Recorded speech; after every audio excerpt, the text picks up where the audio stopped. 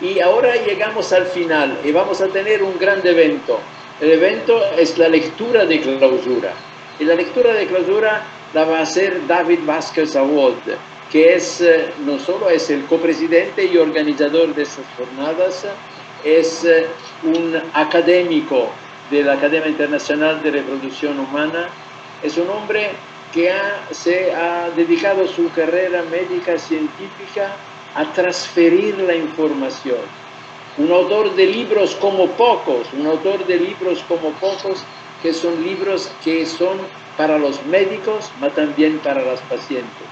Bueno, David, si puedes compartir con nosotros. Ok, bueno, mil gracias a Andrea Giannazzani y a la Academia Internacional de Reproducción Humana por haberme permitido hacer el cierre del evento con esta presentación que he preparado y que se llama Ejercicio de la ginecología en una era post-COVID.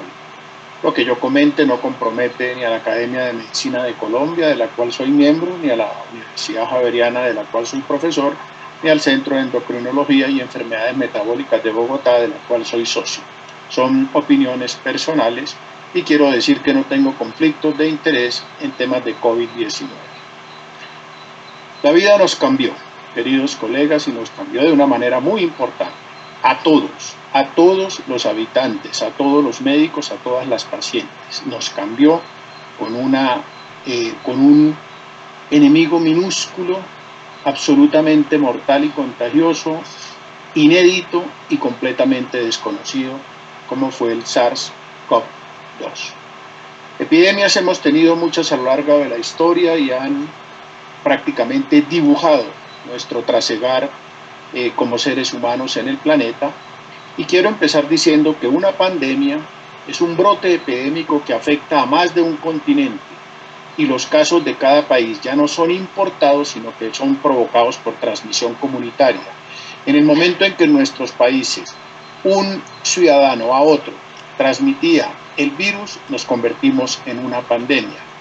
Y quiero decirles que hoy en día en nuestro planeta tenemos 168 millones de contagiados y 3.5 millones de fallecidos. En Colombia nosotros tenemos hoy 3.3 millones de contagiados, una población de 50 millones de habitantes y 87.000 fallecidos al día de hoy. Estamos en este momento en una crisis seria, estamos teniendo más o menos 500 fallecimientos diarios por COVID. Las pandemias son tan antiguas como la humanidad. En el lado izquierdo de la diapositiva, el tamaño indica el número de fallecidos en las pandemias. Fíjense que todo empieza simplemente con un brote en una pequeña comunidad que luego, cuando aparece en un grupo, se considera una epidemia y cuando se propaga entre los miembros de la comunidad y entre un continente y otro, se habla de pandemia. Y estas son quizá las pandemias que más conocimos. Tal vez la primera de que tenemos historia es la plaga antonina, que aparentemente acabó con 5 millones de vidas en las épocas del Imperio Romano, entre el 165, alrededor del 165 de la era cristiana.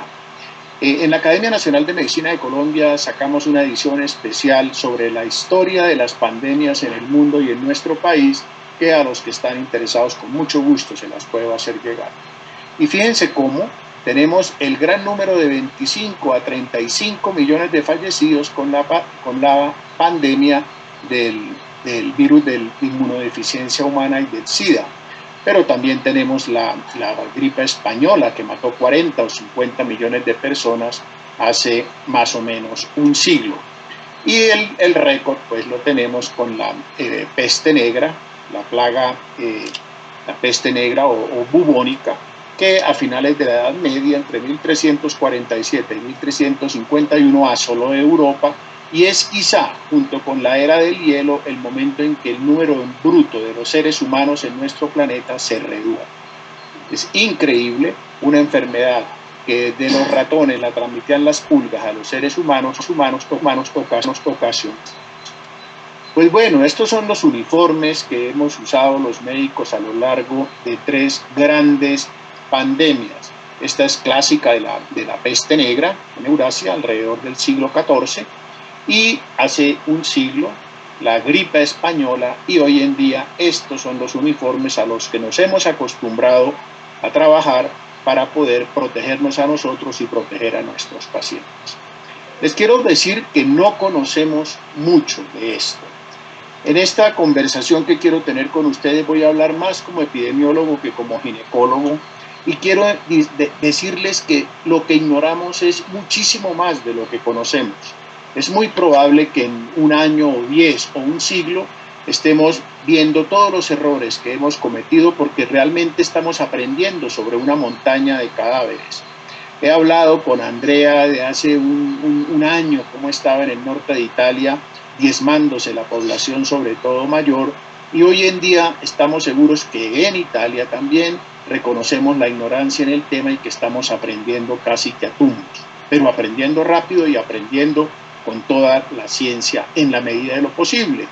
Esto me hace acordar de esta frase de Einstein que dice que uno no entiende realmente algo a menos que sea capaz de explicárselo a la abuela, porque la explicación sencilla para los que somos docentes es la base fundamental del aprendizaje. Hay fechas importantes en esta pandemia. El 31 de diciembre del 19, recordemos que en Wuhan, en China, se reportaron unos casos de una neumonía desconocida, y el 12 de enero de 2020 se identificó este virus del SARS-CoV-2 y se compartió la secuencia genética. A fines de enero del 2020 ya se demostró la primera transmisión humano a humano fuera de China. Esto fue en el Vietnam. Y el 30 de enero del 2020 la OMS declara el brote. El 27 de febrero se define lo que es un caso sospechoso, y finalmente el 11 de marzo la OMS caracteriza al COVID-19 como una verdadera pandemia. Tal vez en estos meses de enero y febrero empezamos nosotros a escuchar en las noticias lo de este virus. A nadie le puso mucho cuidado, nadie le paró bolas. Los médicos seguimos en nuestra vida normal y poco a poco fuimos despertando a la pesadilla. ¿Qué podemos aprender de las pandemias? ¿Qué nos ha enseñado esto?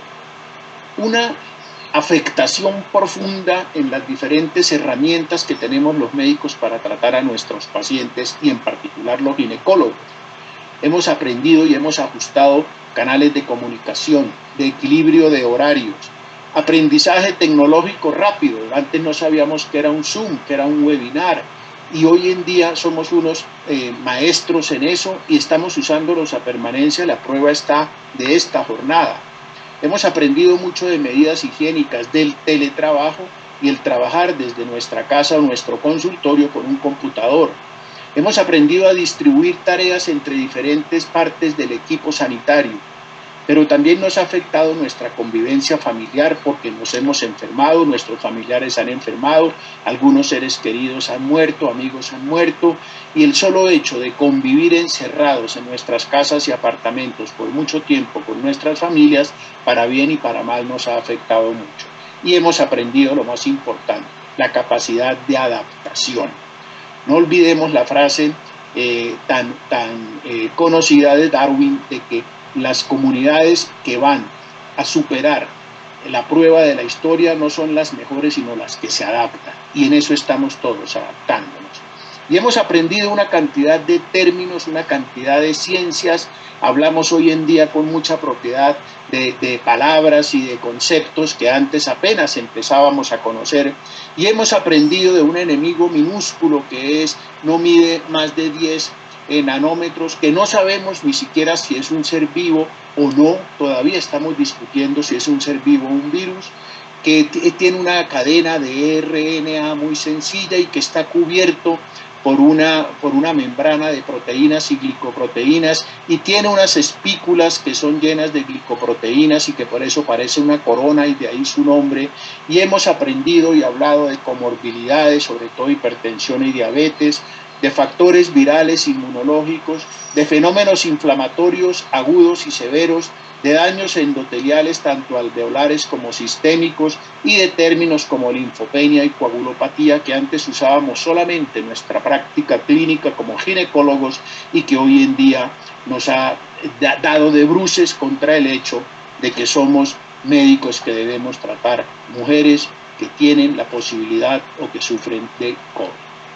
Y también hemos aprendido algo de las herramientas que tenemos. de la inutilidad hasta el momento de los agentes antivirales y de la utilidad tan importante hasta el momento de la vacuna. Y aprendimos mucho también de vacunas y aprendimos a la fuerza lo que ya los epidemiólogos veníamos insistiendo hace mucho, de las pruebas preclínicas en animales y de los estudios fase 1, 2 y 3 respecto a la seguridad de una molécula o de una sustancia, a su eficacia y eficiencia inmunológica en las vacunas, hacia la protección y seguridad en los estudios de fase 3, hacia el licenciamiento de las vacunas con los permisos gubernamentales y hacia la distribución de las vacunas para que toda nuestra población pueda acceder a esta herramienta que parece ser que es la única que puede controlar esta grave enfermedad.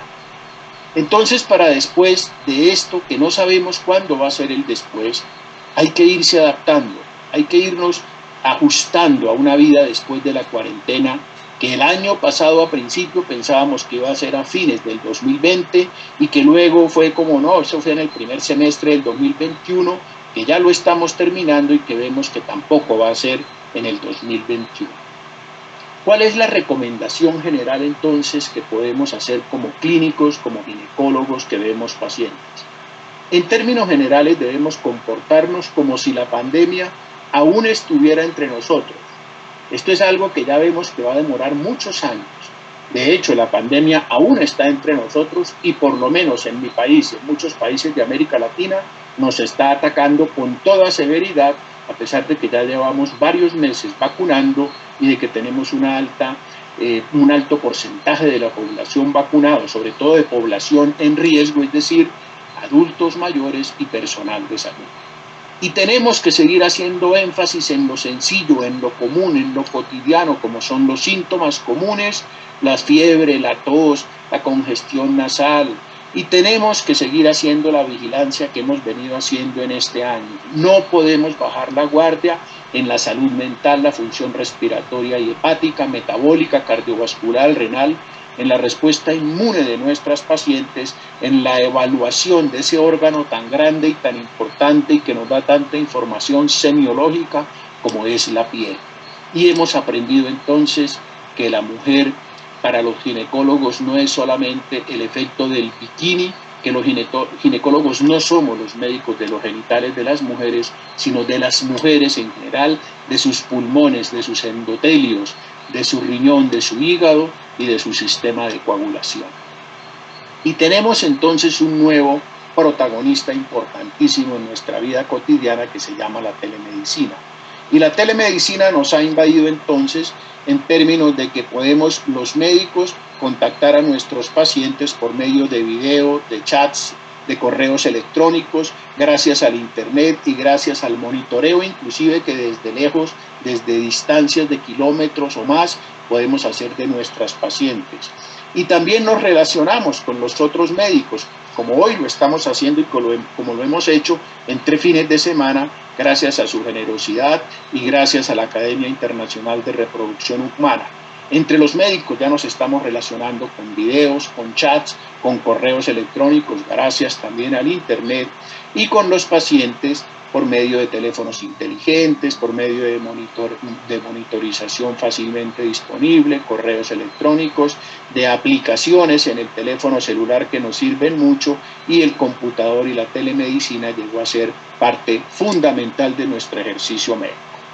Entonces una de las preguntas sería, ¿esto es una solución emergente o es una solución permanente? Esperamos que no sea permanente. Esperamos que todas estas herramientas se queden solo como una herramienta más, pero que en ningún momento vaya a suplir o a reemplazar el contacto con nuestros pacientes. Como ahorita hace un momento decía Santiago Palacios, ojalá y pronto nos veamos y nos abracemos entre los colegas y ojalá sigamos viendo nuestras pacientes en físico. Pero por ahora tenemos que seguir usando en lo posible la telemedicina. Las interacciones con los pacientes entonces nos han llevado a que tenemos también los laboratorios clínicos vistos por internet, toda la documentación vista por internet y un producto final que nos impide el contacto con nuestros pacientes físico, que es tan importante. Hemos cambiado el estilo de vida de nuestra forma de ejercer la medicina de nuestra forma de atender a los pacientes y nos queda siempre la pregunta si esto es temporal o es permanente. Debemos adaptar nuestros consultorios ginecológicos. A medida que esta enfermedad se está extendiendo, tenemos que ser enfáticos en que nuestros consultorios tienen que cambiar. Es importante tener un protocolo para ayudar y proteger a los pacientes y a nuestros asistentes. Y aquí hay un listado que por tiempo pues no me voy a poder enumerar uno por uno, pero que habla de los protocolos claros que estoy seguro que todos tenemos en nuestros consultorios, pero que debemos enfatizar. De tener una buena comunicación con los pacientes, de estar disponibles más que nunca. Los ginecobstetras sabemos bien estar disponibles porque casi que los celulares y antes los buscapersonas y antes los teléfonos fijos, los que somos de esa época, pues teníamos que contestar las llamadas, entre otras cosas porque obstetricia, recordemos que viene del latín obstetrix, que significa estar al lado. De tal manera que hoy más que nunca debemos tener comunicación con nuestros pacientes y protegerlos a ellos ante todo. Protegerlos de que no se vayan a contagiar, de que no contagien a sus familias, de que no nos contagien a nosotros y de que no contagien a nuestros asistentes. Un fundamento importante son los equipos de protección personal. Y en eso quiero ser muy enfático, no puede haber negociación con los equipos de protección personal. Es deber de los sitios de nuestro trabajo proveernos de equipos de protección personal y es deber de nosotros proveérselo a las personas que trabajan con nosotros. Recordar siempre que dependiendo del tipo de personal, si es de salud, si es el paciente, vamos a tener diferentes equipos de protección personal, que hay diferentes protocolos para eso, no me voy a poner a enumerarlos. Igualmente que es muy distinto tratar un paciente asintomático que un paciente que eventualmente tenga síntomas respiratorios. Y también nosotros como personal de salud debemos tener claros qué actividades que hacemos generan aerosoles y cuáles no generan aerosoles, porque de esa manera nosotros podemos ejercer una medicina más segura con equipos de protección personal adecuados. Estos son protocolos que son claramente conocidos y que cada país y cada comunidad médica los tiene, pero mi invitación hoy es a ser muy exhaustivo en esto, porque repito, es tal vez la primera y más importante barrera para evitar el contagio del virus. Tener claro qué es un área COVID y qué es un área no COVID. Pero eso es importante considerar a todas las personas potencialmente infectadas. Debemos manejar a nuestras pacientes y a nuestros colegas como si todos estuvieran potencialmente infectados. Y hay cosas muy sencillas en nuestros consultorios que debemos tener en cuenta. Ventilar bien el área. Debemos tener las ventanas abiertas. Debemos tener tapetes sanitizantes a la entrada siempre. Mantener una distancia mínima de 1.5 metros con nuestros pacientes, por lo menos en el momento del interrogatorio. Adecuar las sillas para que queden a esa distancia. Debemos retirar todos los fomites que tenemos, las revistas a la entrada del consultorio en la sala de espera, las separatas, la información que damos a veces para que el paciente la vaya tomando de las mesas de espera. Debemos usar siempre el tapabocas o cubrebocas o barbillos, como le dicen en otros países. El lavado de manos de nuestros pacientes debe ser exhaustivo al momento de llegar. Si hay algún dato respiratorio, ese paciente debe ser aislado y debe ser reportado y limpiar siempre todas las superficies con soluciones de cloro. Existen protocolos en los cuales el hipoclorito de sodio al 0.2%, que sigue siendo la mejor sustancia, nos va a dar concentraciones adecuadas al momento de mezclarlo y que son tremendamente importantes. Tener un cuidado especial con el interrogatorio a nuestros pacientes, a todos tomarles temperatura, saturación de oxígeno y tensión arterial. Siempre usar gel con alcohol al momento de recibirlo. Mantener la distancia que ya comenté y el uso de la mascarilla N95. Usar una careta protectora, sobre todo si vamos a hacer algún procedimiento de consultorio. Lavado de manos mínimo de 20 segundos pre y post. Y sobre todo en toma de citologías, inserciones y retiros de dispositivos intrauterinos, de implantes subdérmicos, retiro de puntos quirúrgicos o toma de biopsias, siempre usar la mascarilla y ser muy exhaustivo en esto. Hay personas que son más afectadas que otras, para nosotros los ginecobstetras, respecto al COVID. Vamos a tener una cantidad de embarazos no intencionales, abortos inseguros, aumento de la incidencia de enfermedades de transmisión sexual y de SIDA y complicaciones maternas y neonatales en el embarazo. Y hay grupos, sobre todo en nuestros países latinoamericanos, que hay personas mucho más susceptibles, como las adolescentes, como la población transgénero o con identidad sexual distinta, como las personas con discapacidades, las más pobres, las de las áreas rurales, nuestras poblaciones indígenas y afrodescendientes. Ellas son personas especiales que debemos manejarlas de una manera muy especial. Tener siempre en cuenta en nuestras maternas que existen 3 claros factores de riesgo de complicaciones en el embarazo por COVID, que son las mujeres mayores de 35 años, las que tienen cualquier tipo de morbilidad y las diabéticas. Tener siempre también en cuenta los protocolos que debemos tener tanto en las salas de parto como en las salas de trabajos de parto e igualmente en la atención neonatal y en la lactancia. Recordar que no existe contraindicación para la lactancia y que aún en mujeres que son con casos confirmados puede con unas condiciones especiales darle lactancia a su bebé. Siempre tener un protocolo en nuestro entorno, tener un tamizaje por síntomas, solo interrumpir el embarazo por condiciones obstétricas. El SARS-CoV no es indicación de interrumpir el embarazo. Siempre preferir el parto sobre la cesárea, con el apego inmediato y la lactancia materna.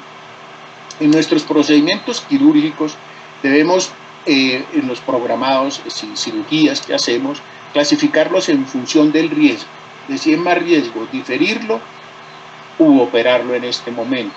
Digo, como concepto general, solo realizar lo que incline la balanza, que el riesgo médico supere el riesgo de COVID.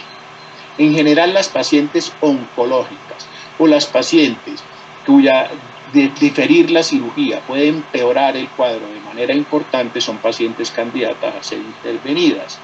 La PCR prequirúrgica es el objetivo, establecer equipos de protección personal claros y postergar la cirugía en la medida de lo posible para reducir la mortalidad. Debemos aprender a gestionar nuestros consultorios, nuestros hospitales y nuestros sitios de trabajo. Y ojalá y esto perdure cuando ya, que está lejano, podamos no hablar más de COVID.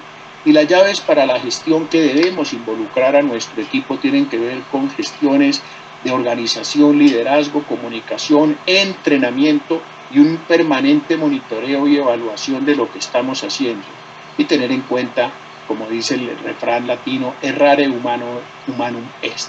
Siempre existe el riesgo. El cero riesgo no existe. Hay algo que es importante y es que la pandemia nos distrae de los riesgos de siempre y podemos caer en el estándar de la atención. No debemos olvidar los riesgos que a lo largo de todos los años que hemos estado ejerciendo la profesión como ginecobstetras hemos tenido. Y muchas veces por estar pendientes del COVID olvidamos lo demás. Estamos asistiendo a un aumento de eventos centinelas en pacientes que no son COVID y debemos cuidar eso. Y por supuesto, darle las gracias a una gran herramienta que tenemos, que es la vacuna.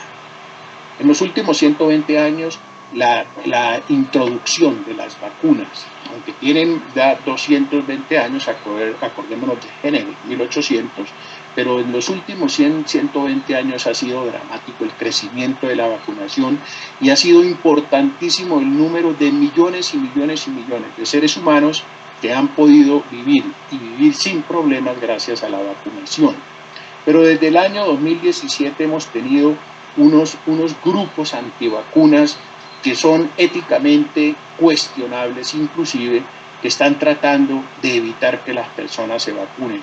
Yo recuerdo, profesor Janet Sani, que usted me invitó hace un par de años al Congreso Europeo de Ginecología en Viena y mi ponencia versó sobre las dificultades que hemos tenido en Colombia con la vacuna contra el virus del papiloma humano, que después de alcanzar hace 4 años niveles del 87% de vacunación en nuestras adolescentes, hoy estamos en 12% gracias a la propaganda negra de los antivacunas. Estos grupos, y lo digo con toda contundencia, deben ser rechazados de manera enfática. Y los que hablan de que no se ponen una vacuna porque no es 100% segura, les quiero recordar esta frase que es de mi amigo Diego Rosselli sobre el Titanic, que nosotros decidimos no comprar botes salvavidas hasta no ver que fueran seguros. Por Dios, los países que están hoy en día, como Israel, con altas tasas de vacunación, han logrado 0 muertes en muchos días. De tal manera que mi invitación, colegas, es a que ustedes divulguen en sus pacientes y en sus entornos académicos la necesidad imperiosa de vacunarse. No puedo dejar de mencionar este libro, El Shock del Futuro, de un gran pensador norteamericano, Alvin Toffler, y extraigo esta frase de ahí que dice: el camino estará formado por una combinación de altruismo, y en eso nosotros debemos dar ejemplo, de ser altruistas. El altruismo es lo contrario del egoísmo. Del beneficio privado, claro, y también lo estamos viendo. Todos queremos beneficiarnos, pero debemos tener un límite en el cual el beneficio propio no vaya a alterar, no vaya a imponerse sobre el beneficio comunitario. Y la ignorancia. Y en esto sí que somos maestros, y más en el COVID. Todo mundo hoy en día cree tener una verdad revelada, y entonces llegamos a este término que se llama infodemia, que es más peligroso que la pandemia, y no lo digo yo, lo dice el doctor Adhanom, director general de la Organización Mundial de la Salud, y no lo dijo a propósito del COVID, porque fíjense que lo dijo en el año 2019, que no estamos luchando contra una epidemia, sino contra la infodemia, y quizás produce más daño esa infodemia, que es la información inadecuada, incompleta, tendenciosa, perversa, sobre todo en temas médicos. Nosotros somos los mejores comunicadores. Esta diapositiva con esta imagen que estoy mostrando del Papa Francisco colocándose un tapabocas es más importante que cualquier discurso que pueda dar cualquier científico respecto al uso del tapabocas. Nosotros, los médicos, y sobre todo los médicos líderes de opinión, somos los más importantes influencers o influenciadores, si se me permite el término, de la comunidad. Somos nosotros, y está demostrado que las partes de los noticieros de televisión que tienen mayor audiencia y credibilidad son las secciones médicas, pero las secciones médicas deben ser dadas por médicos, no por periodistas que no tienen ni idea de medicina, y en eso debemos ser claros. Somos los más importantes influenciadores de opinión, y por esa razón debemos ser claros, contundentes, precisos, oportunos y veraces en lo que informemos. Pues estamos olvidados del virus, muchos ya se están olvidando del virus, y vemos los bares, las discotecas, los viajes, todo otra vez a reventar. Tenemos que tener mucho cuidado porque el virus no se ha olvidado de nosotros, y específicamente en Colombia estamos teniendo mortalidades diarias como el peor de los días del año 2020. De tal manera, para terminar, que estamos en un mundo en donde la información nos agobia. Recuerdo la frase de Einstein que dice que estamos en una época de multiplicidad de medios y confusión de fines. Entonces aprendimos de comorbilidades, de genética y epigenética, y de la inmunidad innata y adaptativa y de nuestro sistema inmune. Pero con todo esto es mucho más lo que ignoramos que lo que sabemos. ¿Las vitaminas sirven? ¿La vitamina D, que se ha hablado mucho recientemente, sirve? Bueno, estamos suplementando a nuestros pacientes para que tengan niveles normales de vitamina D. Probablemente sí. El desarrollo, la nutrición, la salud mental que está tan comprometida, constantemente la supervisión, los tóxicos, los derivados del timo, los probióticos, los prebióticos, los lisados bacterianos, las vacunas, el control de todas las comorbilidades. Hemos aprendido mucho y ojalá sigamos aprendiendo, porque de ese conocimiento es que va a depender que demos una atención adecuada como ginecólogos a nuestras pacientes con o sin COVID. Nosotros, en conclusión, debemos limitar esta pandemia, y lo hacemos por medio de pruebas diagnósticas, de anticuerpos, de antígeno, de PCR, por medio de los tamizajes cuando son válidos, de los tratamientos que algunos han demostrado que sí son eficaces, de los aislamientos que algunos han demostrado que sí son eficaces, así como la vigilancia. Vacunar generosamente a la población. En esto vuelvo y reitero, somos los principales promotores de la vacunación y debemos seguirlo siendo. La vacunación debe ser universal, debe ser gratis, debe ser efectiva, debe ser segura. Nos va a crear memoria inmunológica y es muy posible que nos cree resistencia a las enfermedades como el SARS-CoV-2, que a quien hoy en día definimos como un gran enemigo, no solo de nosotros, los médicos, sino de toda la población. Estamos apenas aprendiendo. Hemos aprendido mucho, pero nos falta mucho más por aprender. Y aquí quiero hacer mención a Maimónides, el más grande pensador judío, médico, matemático, que entre otras cosas nos enseñó a convivir en paz, porque Maimónides nació en el sur de España, cuando España era dominado por los árabes, escribió sus obras en árabe con todo el respeto que siempre mereció, a pesar de que era judío practicante. Y Maimónides nos enseñó hace 1000 años que no hay que detenerse a observar lo que ya pasó, sino lo que ha de venir, porque por algo tenemos los ojos adelante y no atrás. Clausuro con esta conferencia final esta jornada antes de que el profesor Andrea Genetzani, mi copresidente, lo haga de manera oficial. Muy emocionado por el éxito que hemos tenido, pero siempre es un poco nostálgico partir, porque como dijo el poeta, partir es morir un poco. Bueno, hoy cerramos un capítulo, pero yo estoy seguro que vendrán capítulos mejores. Quiero agradecer mucho a quienes hicieron posible esto. A María Luz Martín en la parte logística, que debe estar ya cansada de tanto que la molesté durante varios meses. Al equipo gerencial, a David Genetzani, que fue la persona que lideró todo este proceso. A María Gracia Vaca, la persona encargada de todo lo que fueron contratos y toda la parte procedimental.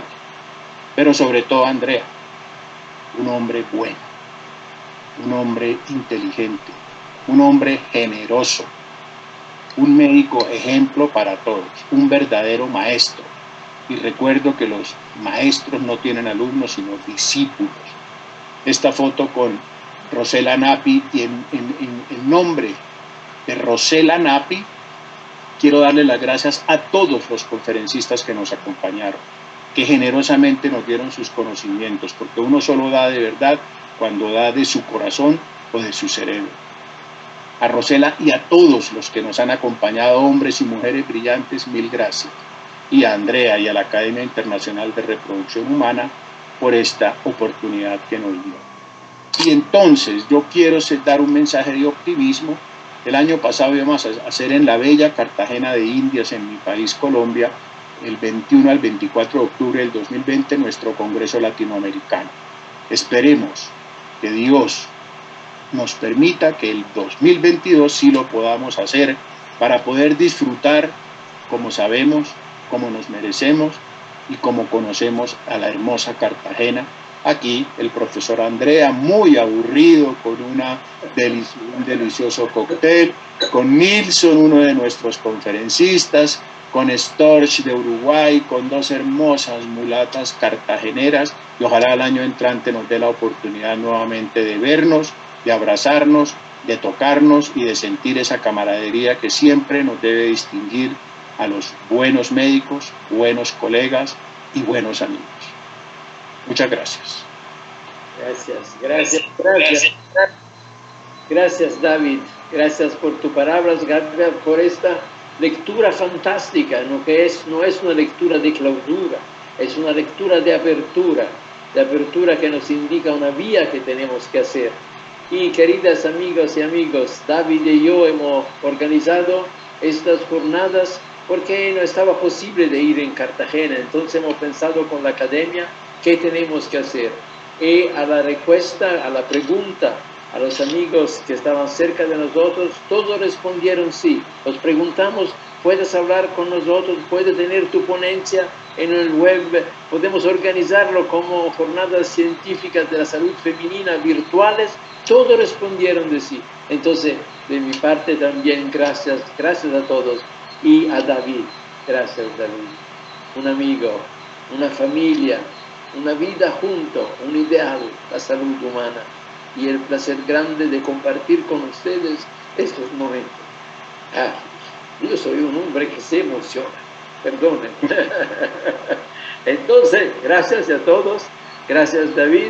Vamos a hablar en los próximos días de todo eso que fue y vamos a pensar al futuro juntos, David y yo, para la organización del próximo Congreso Latinoamericano de la Academia Internacional de Reproducción Humana.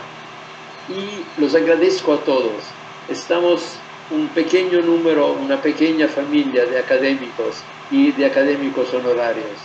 La selección nació no tanto y no solo de la ciencia, pero más que todo de la percepción de la grande humanidad que los académicos tienen, y la charla que David ha hecho por nosotros, la presentación y sus palabras son el índice, la mejor representación de lo que es el espíritu de la academia. Gracias a todos, gracias por compartir esos días. David, un fuerte abrazo a todos. Gracias a la compañía que nos ayudaron, Abbott Chile, Abbott Colombia, Exeltis, Besens, Bayer y Papasa. Sí, gracias a la farmacéutica paragüeña. Bueno, en el futuro la familia va a ser también más grande y el éxito va a ser seguro. Gracias a ustedes. David, puedes cerrar tú, por favor, con 2 palabras. No, solamente gratitud. La gratitud es la memoria del corazón. Y bueno, sus lágrimas pequeñas son más que suficientes para mostrar el cariño y el afecto con que hemos hecho esto, y que el año entrante en Cartagena de Indias nos podamos abrazar bajo el sol del Caribe de la más bella ciudad de América. Gracias a todos. Gracias a todos. Arrivederci. Adiós.